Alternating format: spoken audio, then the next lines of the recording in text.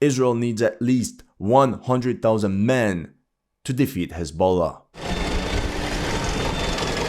My friends, due to the latest events, it seems more and more likely that Israel will launch a ground invasion of South Lebanon against the armed organization of Hezbollah. Oh shit, here we go again.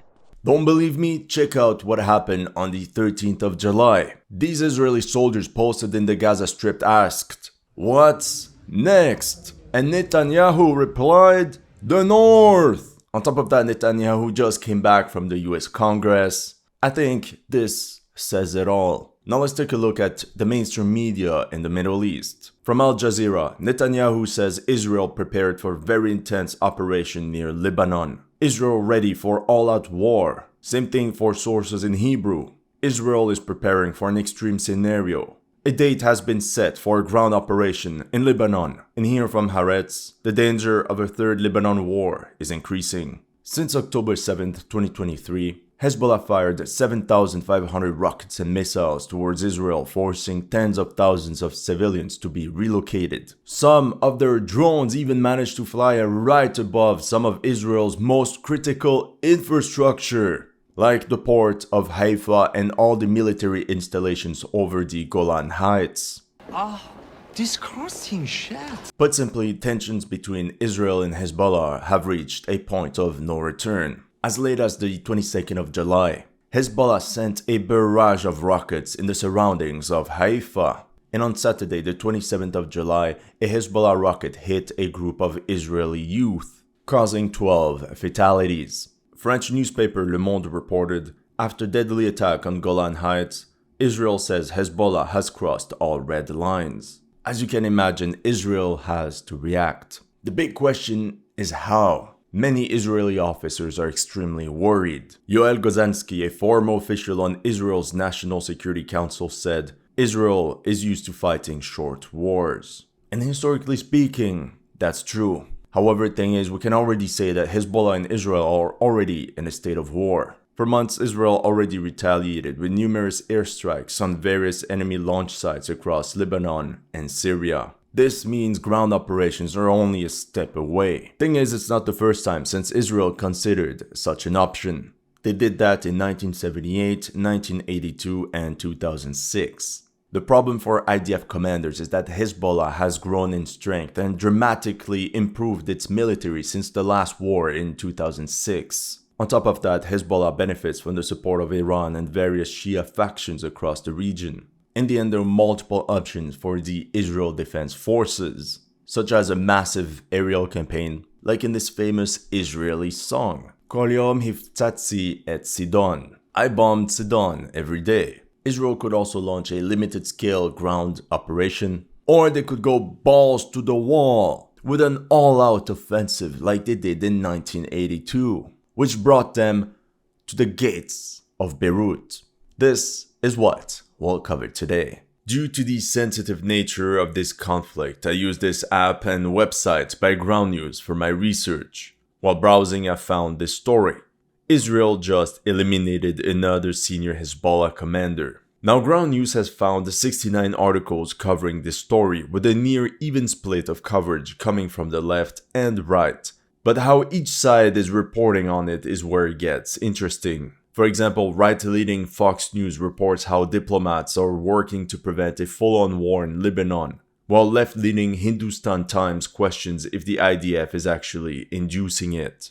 Overall, when I click on bias comparison, I learned that the left emphasizes the diplomatic efforts to prevent escalation and the broader geopolitical implications, whereas the right highlights potential Iranian involvement, giving a more extensive regional danger outlook. We can also dive deeper beyond each source's political bias and see how credible they are and who funds them. For this particular story, 24% of the reporting outlets are owned by media conglomerates and 21% by corporations. I especially like the blind spot feed, which highlights stories that are disproportionately covered by one side of the political spectrum. If you lean right, you probably missed the following story. US military pier for carrying aid to Gaza will be dismantled after weather and security problems. And if you lean left, You probably missed the story on how Erdogan is saying Turkey will not approve NATO attempts to cooperate with Israel. Personally, as someone fascinated by warfare and geopolitics, ground news is an invaluable tool. It cuts through the noise by offering comprehensive reporting from a wide range of sources. Put simply, ground news is essential for gaining deeper insights into the complex and nuanced issues currently taking place in the Middle East. After offering a 40% discount last time, I'm thrilled to announce an exclusive 50% discount for my audience this time around. It's Ground News's way of showing appreciation for all of your support. Go to ground.news/HistoryLegends or use the link in the video description below to subscribe today. If you sign up through my link or scan my QR code, you'll get an exclusive 50% off the Vantage plan, which is what I use to get unlimited access to all their features. I think Ground News is doing important work and I hope you'll check them out. Not only will you support the headquarters, but you will also support a small team looking to hold the media accountable. As a summary, since October 7th, the IDF has been at war with Hamas in Gaza. However, the Israeli military is also facing a threat from the north of the country. In other words, Israel is facing a war on two fronts. Over the last months, many claimed Israel had been defeated in Gaza when it pulled out its brigades and divisions from the area of operations. But now I think the situation is clear. Hamas represents a secondary threat to Israel compared to Hezbollah. Now with Hamas military capabilities greatly diminished, it was time to go north. And we can believe the IDF decided to preserve its manpower for this exact mission. Option 1. An aerial campaign. On the 14th of July, this Israeli article reported Hezbollah's war of attrition against Israel. Now, I think it's the other way around. Between the 8th of October and the 21st of June 2024, Hezbollah launched 1,258 attacks against Israel. The settlements that suffered the most were Kiryat Shmona with 132 attacks, Margaliot with 91, Metula with 72, Shetula and Manara both with 64 attacks. This pushed thousands of civilians to flee and leave their homes. The Washington Post reported nearly 100,000 Israeli civilians evacuated from the north due to rocket attacks by Hezbollah. Now, this is not what is really worrying Israeli commanders. The real problem is that in the last months, Hezbollah carried a very effective campaign to systematically destroy all ISR installations along the border. ISR, which stands for Intelligence, Surveillance, and Reconnaissance. As you can see on these images behind me by the 22nd of June, according to Hezbollah, they had targeted over 400 pieces of technical equipment. And in a way, this war of attrition is working in favor of Hezbollah. They can fire rockets that cost not even a couple thousands of dollars to destroy multi-million-dollar ISR installations. Without all these radars, cameras, and various ISR installations, the IDF was blinded on its northern border as to what the enemy was preparing. This allowed the Shia military organization to push their attack vectors further into enemy territory. For example, the Lebanese group hammered the Meron airbase, a primary hub for command and control, electronic warfare, and surveillance across the region. Over the months, Hezbollah continuously struck radar installations using their Katyushas, but mainly through small tactical teams equipped with ATGMs, like the Cornet EM and the camera-guided Almas. This opened several blind spots on Israel's northern border, which is exactly what allowed Hezbollah's latest PR stunts. There was this drone overflying the port of Haifa, capturing crystal clear footage of several warships and other key installations. Then they did it again, flying above Israeli military bases on the Golan Heights bordering Syria. With all this footage, they can pinpoint the exact targets they want to destroy in the future with all their rockets and missiles. By the way, make sure to check out Middle East Observer on Twitter. He helped me a lot to establish Hezbollah's military capability, so make sure to check him out. Now, did the Israelis just decide to become sitting ducks? No, of course not. In response, Israel carried 6,142 attacks against Lebanon, mostly in the form of airstrikes. As you can see on this interactive map, The Israeli Air Force essentially targeted every village on the Israel-Lebanon border, although they spared the ones inhabited by Maronite Christians. These airstrikes caused the displacement of over 90,000 people in the Shia-dominated South Lebanon. According to Lebanon's Council for the South, Israeli strikes have destroyed 3,000 buildings, seriously damaged 12,000 others, and caused an estimated $1.7 billion worth of damage on water, electricity, telecoms, and other infrastructure. And this is huge for a country that is already strained economically. The Israeli Air Force carried the systematic destruction of any building that could potentially be used by the enemy. And over the months, the goal of this aerial campaign became clear: the total interdiction of the border area to Hezbollah fighters. The Financial Times interviewed a senior Israeli military official. He said every third home in South Lebanon is used by Hezbollah for weapon storage, training, firing positions, and meeting points for a possible cross-border attack. These airstrikes were carried by a combination of fighter jets and UAVs. For example, in this case, Israeli fighter jets bombed warehouses hiding rockets. Israel has more than 600 in-service aircraft, including a spearhead of over 300 F-16, F-35, and F-15 combat aircraft. The IAF also has an impressive fleet of drones used for ISR and strike missions, like the Eitan, Shoval, Hermes 450, and Hermes 900.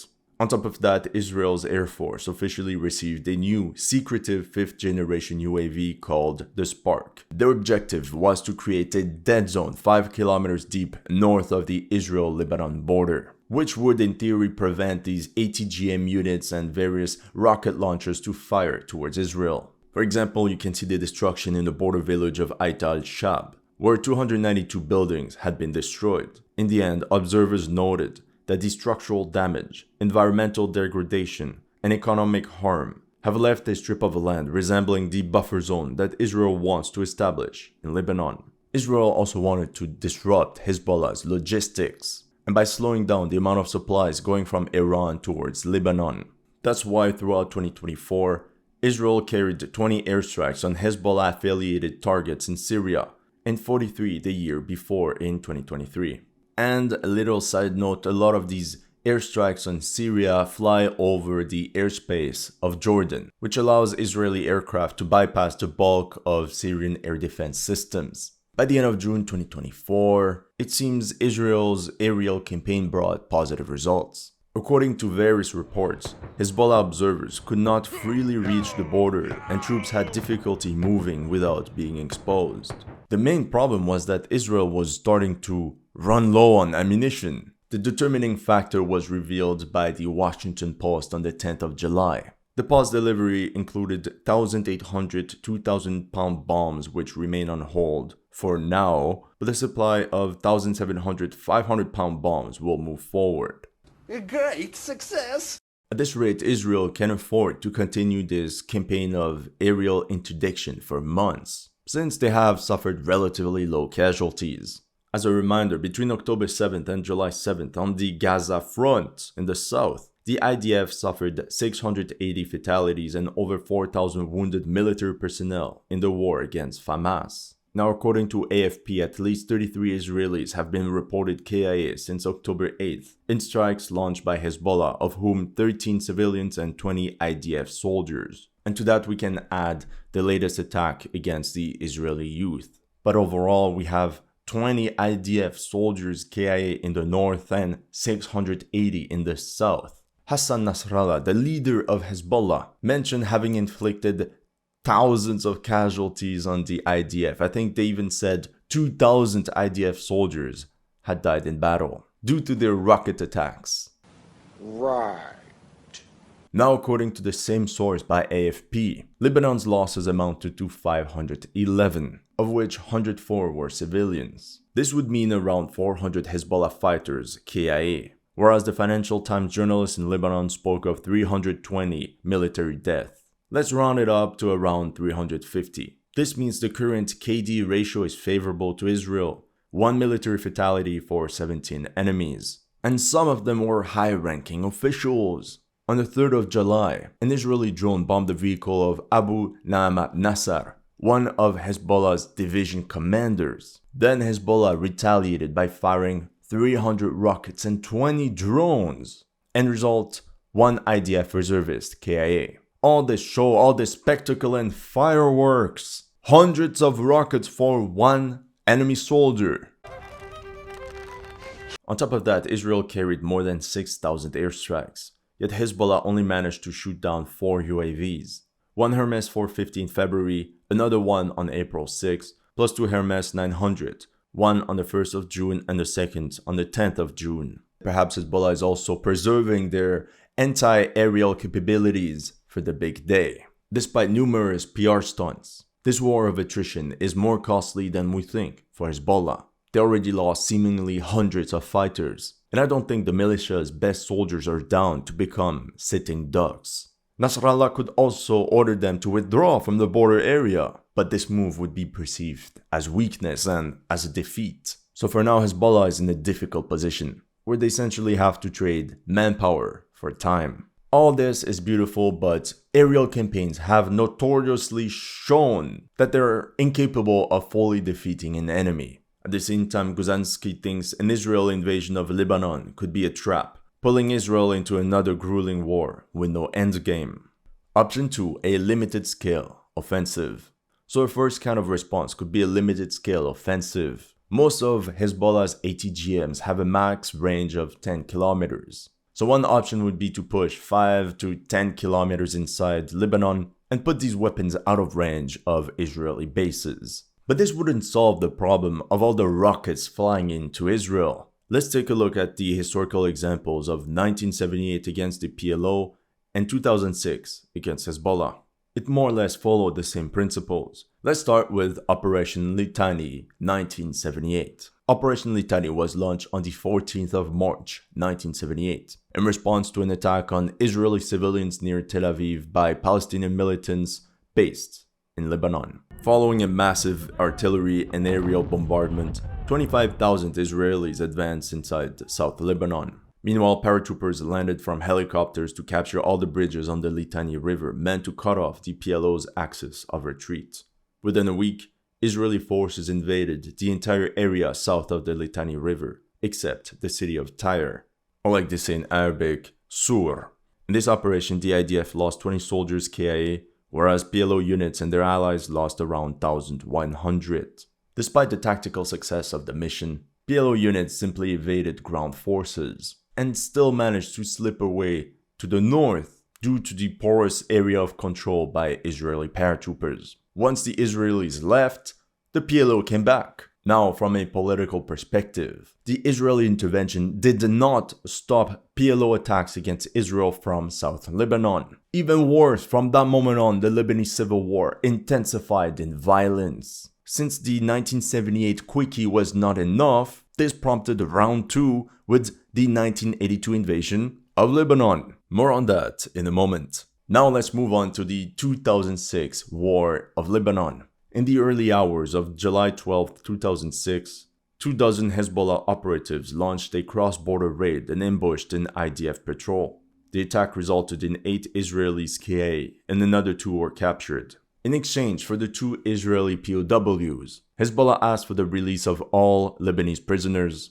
and the return of the occupied Shaba farms. Meanwhile, Israel wanted the return of their 2 IDF soldiers, but also the departure of Hezbollah from the south of Lebanon and their replacement by Lebanese army units. Obviously, nobody accepted the other's terms and conditions, so it was war. On the 13th of July, the Israeli Air Force launched Operation Specific Gravity.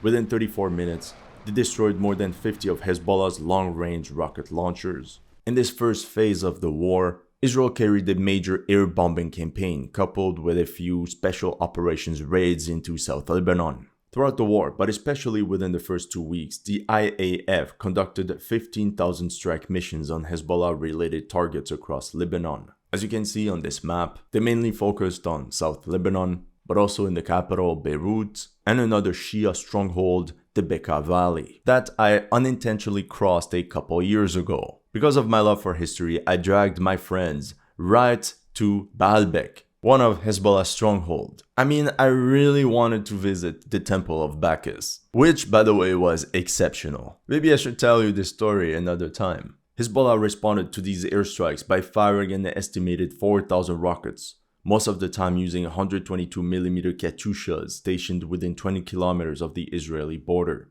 45 Israeli civilians would lose their lives in these strikes, and the financial cost of the damage was estimated at $2.3 billion. On the 17th of July, General Dan Halutz, the IDF chief of staff and former Israeli Air Force commander-in-chief, told the Israeli parliament, the Knesset, that with all the technology we have, there's no reason to start sending ground troops. I mean, Israel is very casualty phobic, so everyone was like, okay, sounds like a plan. Dan Halutz's strategy presented the Israeli government with unrealistic estimates of what air power could accomplish. Despite an aggressive 2-week air campaign, the IAF was unable to suppress Hezbollah rocket attacks. It now became obvious that the Air Force could not win the war by itself. A change in the strategy was urgently needed, which required boots on the ground. Ground operations seriously started on the 31st of July, with Operation Change of Direction 8. Yeah, I know, Israelis can be very transparent.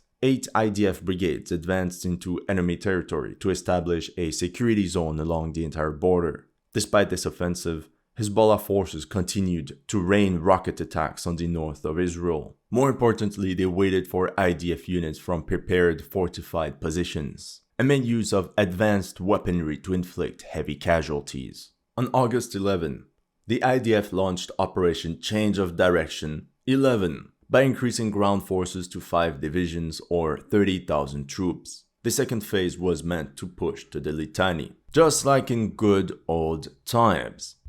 Instead, they pushed straight into enemy kill zones. On the 12th of August, a column of 24 Merkava tanks from the 401st Armored Brigade advanced west of Taiba. The moment they entered the Saluki River Valley, they got fired at from all sides.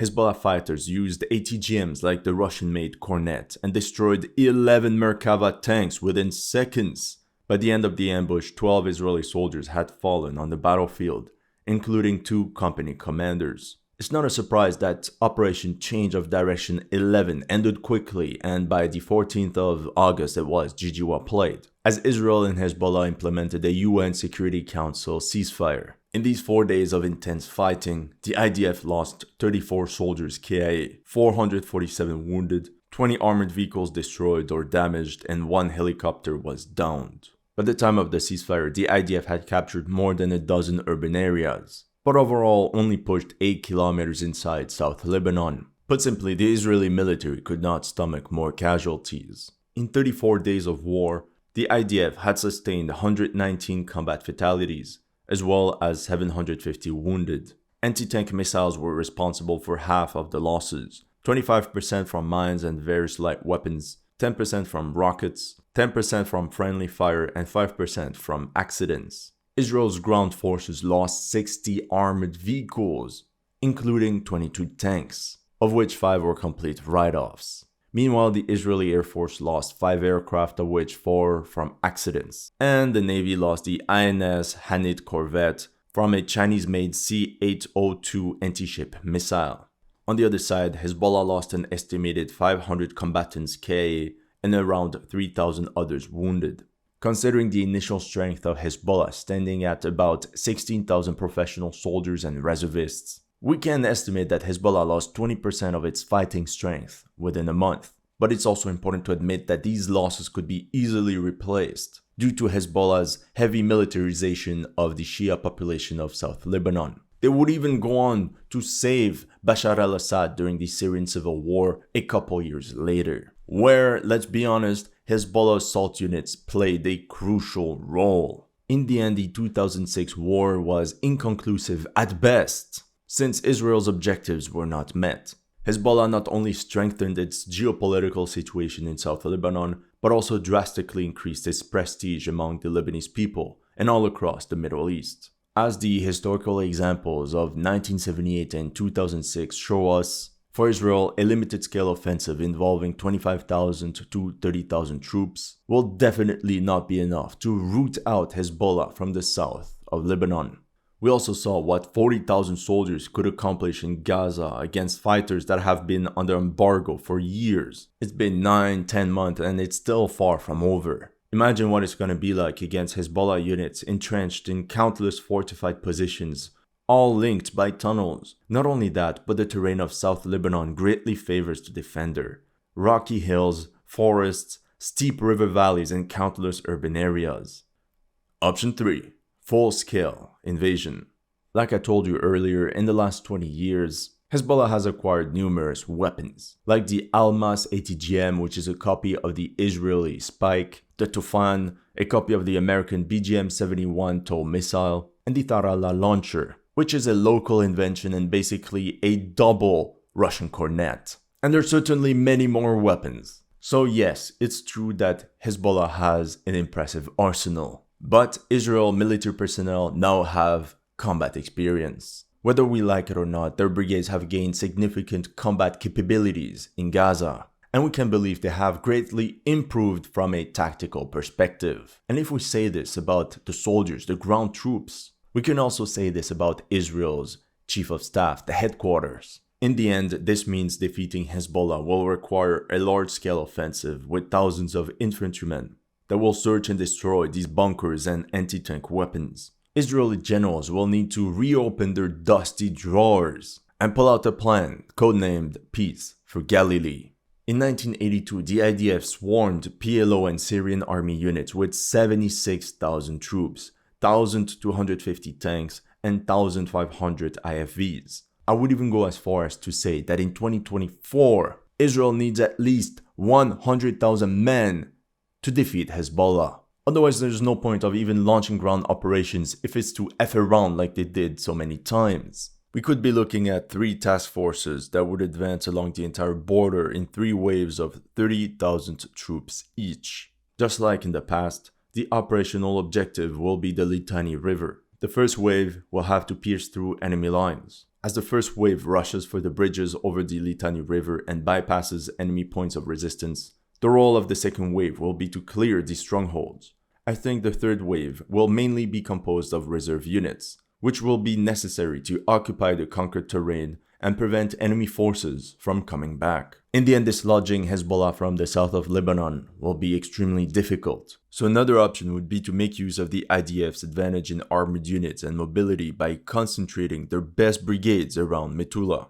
The goal of these units would be to break through this mountain range and then push westwards along both banks of the Litani River, while the rest of the army pushes north along the border. Such a maneuver would cut off Hezbollah units positioned in the south from their supply lines.